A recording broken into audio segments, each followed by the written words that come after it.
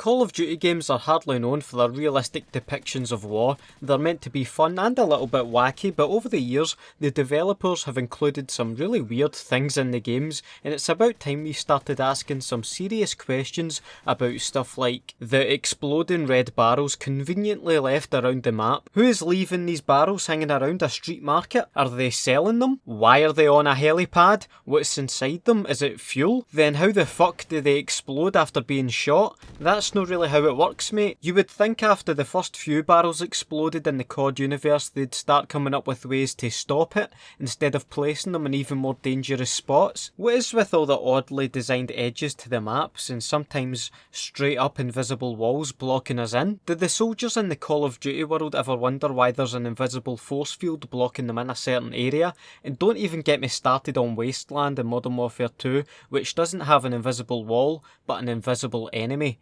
Radiation. Think about it though, if I stand right here beside this sign then I'm perfectly fine, but if I walk past it then suddenly it's too much radiation for me? How did all the soldiers even get here in the first place if that's the case? We are fucking surrounded by radiation, yet this wee oval shaped piece of land is radiation free?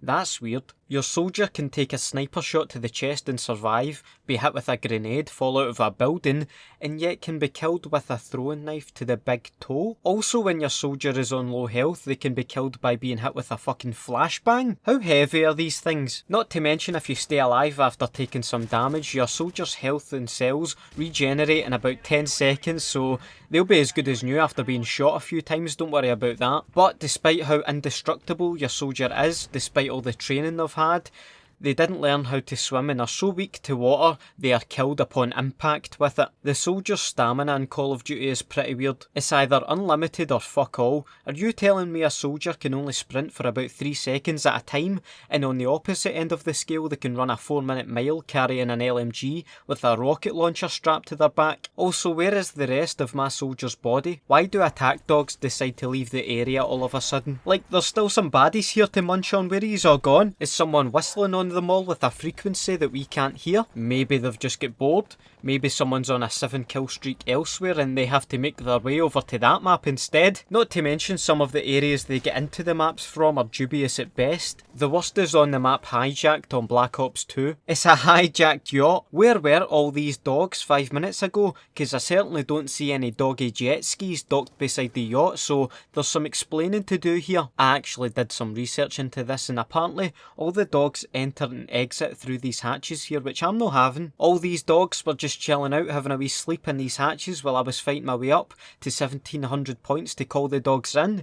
I don't think so, mate. The mystery of how your soldier reloads akimbo weapons. Does your soldier deploy extra arms to deal with this, or is he just exploiting some dark arts to reload here? An explanation please. On that note, where do you pull some of the kill streaks you get from? How after getting a certain amount of kills can you pull a sentry gun out of your arse? Does it fold away nicely into your back pocket or something? Furthermore, if it does, why not just use them earlier? Take the ballistic vest for example, right? 1, how the fuck are you carrying a bag of these around? And 2, why wouldn't you and your fellow soldiers not just put them on to begin with? Can you imagine this soldier battling away and then going, "Oh aye boys, I've got some ballistic vests for you here, totally forgot that, is my bad." In Modern Warfare 2 and 3, when you get a payback kill, dollar bills get thrown from the enemy's body. What, did they go to the bank straight after they killed you?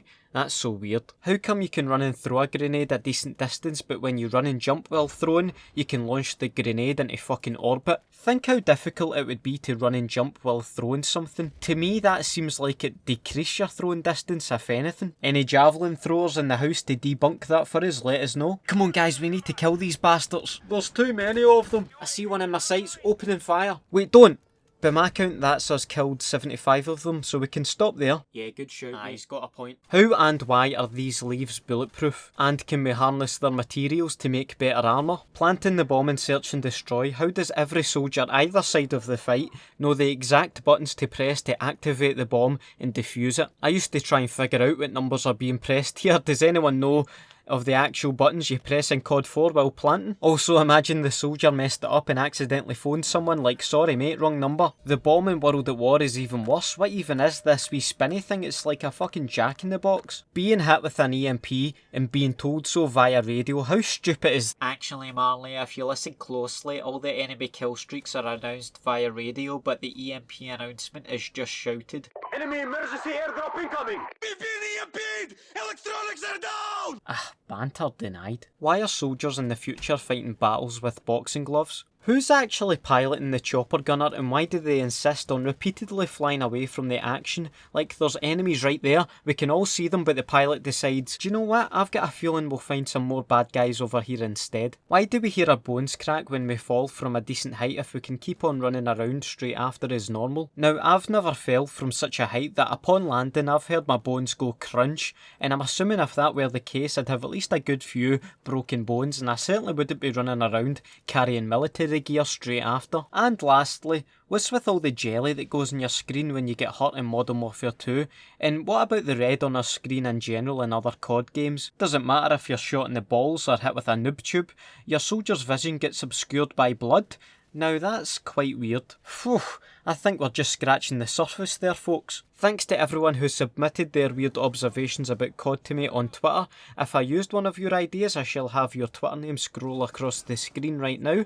And if you'd like to see another one of these videos made, do leave me a like and let me know some other weird things about Call of Duty games in the comments below. I'd really appreciate it. Any other video suggestions always help me out too. Have a nice day and I'll see you in the next video. Bye.